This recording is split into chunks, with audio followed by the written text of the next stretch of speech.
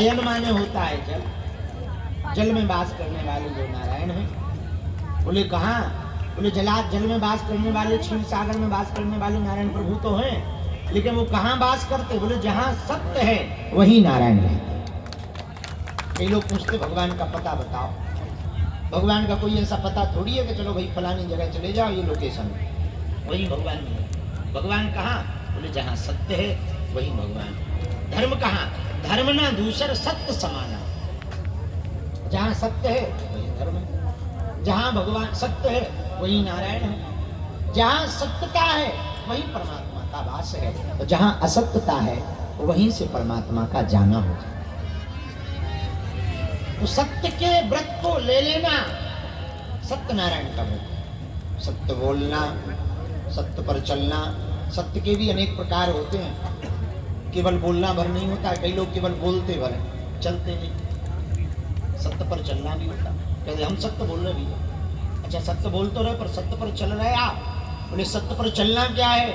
बोले जो कहो उसको कुछ भी हो जाए पूर्ण करो, ये सत्य पर चलना है। उन्हीं सत्यनारायण महाप्रभु का यह ग्रंथ है, स्कंद पुराण के अंतर्गत ही आता है। आज हम कुछ प्रश्न उठा रहे थे, तब पढ़ रहे थे, एक बात हमको याद आई तो वो हम आपको सुना दें। किसी ने कहा कि सत्यनारायण जी की कथा तो है ही नहीं है, उसमें तो ये बताया है कि उसने किया तो ऐसा हुआ, उसने कथा सुनी तो ऐसा हुआ। 5वां अध्याय में वो कथा कौन सी है जो लकड़हारी ने सुनी थी तो उसकी दरिद्रता मिट गई? वो कलावती लीलावती की कथा आती है कि उन्होंने कथा सुनी तो ऐसा हो गया। वो साधु नाम का बानिया आता है, उसके संतान नहीं होती है, वो सत्यनारायण की कथा सुनता है तो हो जाता है। तो उसने कौन सी कथा सुनी जिससे उसको फल मिला? इस प्रश्न का उत्तर बताओ। तो हमने बहुत खोजा, तब एक बात पाया, उस कथा का नाम ही सत्य है। उन्होंने व्रत लिया, हम सत्य बोलेंगे, हम सत्य पर चलेंगे, हम सत्य का धारण करेंगे। उन्होंने यह जब व्रत लिया, उस व्रत के प्रभाव के कारण भगवान को कृपा करनी पड़ी और उनके मनमांछित मनोरथों को भगवान को पूर्ण करना पड़ा। दूसरी बात, सत्यनारायण भगवान के व्रत पर चलने वाले जितने भी जीव हैं वो 5 प्रकार के फल को जरूर पाते हैं। पहला फल जो पाते हैं वो सुख समृद्धि का पाते हैं। भूख काय को रह जाते, अंदर आ जाओ, भीतर घुस जाओ।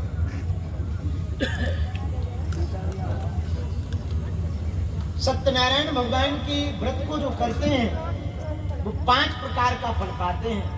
पहला फल सुख समृद्धि, दूसरा फल संतान की प्राप्ति, तीसरा फल विजय की प्राप्ति, चौथा फल ऐश्वर्य की प्राप्ति, और 5वां फल दारिद्र्य की विनाशति, दारिद्र्य का निवारण।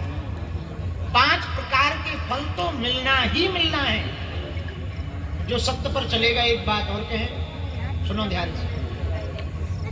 सत्य पर चलोगे तो एक बात तो ये रहेगी कि आप तनाव मुक्त रहोगे, क्योंकि झूठ बोलने पे याद करना पड़ता है कि हमने अमुक आदमी से क्या झूठ बोला।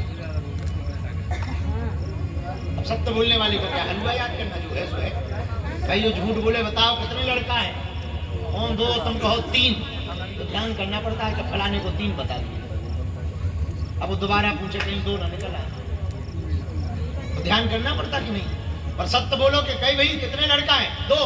सोते हुए भी कोई पूछे अरे कितने हैं, तो निकलेगा भाई 2। तो पहला फायदा तो यही है सत्य बोलने का। बोले क्या फायदा है? बोले पहला फायदा सत्य बोलने का यही है, जो सत्य पर चलता, सत्य बोलता है वो तनाव मुक्त रहता। दूसरा फायदा सुनो, सत्य बोलने वाले व्यक्ति पर कभी डाउट नहीं, संदेह नहीं होता है। आप सत्य बोलने लगो, सत्य पर चलने लगो तो कुछ दिनों तक तो दिक्कत जाएगी, सब लोग आप पर भरोसा। आप एक बार सत्य के बीच में झूठ भी बोल दोगे वो भी सत्य मान लिया जाए। ये दूसरा फायदा है सत्य बोलने वाले व्यक्ति को। तीसरा फायदा सुनो, जो सत्य बोलता है उसको तीसरा फायदा, उसके वाणी से जो भी निकलेगा वो सिद्ध होकर के ही रहेगा, उसे वाक्य सिद्धि प्राप्त हो जाएगी। वाक्य सिद्धि क्या है? यही तो वाक्य सिद्धि। लोग कहते ना फलाने महाराज ऐसा कह देते सो हो जाता।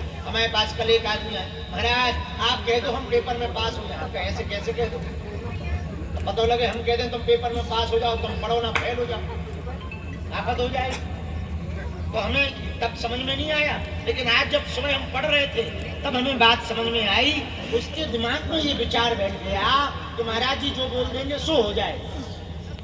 तो हम विचार करने लगे भाई ऐसा होता है, हमें तो खबर नहीं, ऐसा होता भी नहीं होता, भगवान जाने, भगवान कर देते होंगे। पर आज हमें समझ में आ गया, जो व्यक्ति यथासत्य बोलेगा, सत्य पर चलेगा, सत्य कहेगा, सत्य को पूर्ण रूप से बोलेगा महाराज जी, उस व्यक्ति को बिना कोई मंत्र जप किए, बिना किसी गुरु के पास जाए, बाप से ये फायदा है।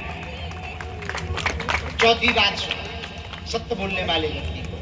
चौथी बात है कि यदि कोई व्यक्ति सत्य बोलेगा तो यदि उसने कह दिया कि परमात्मा को यहाँ प्रकट होना है तो ब्रह्म को प्रकट होना है।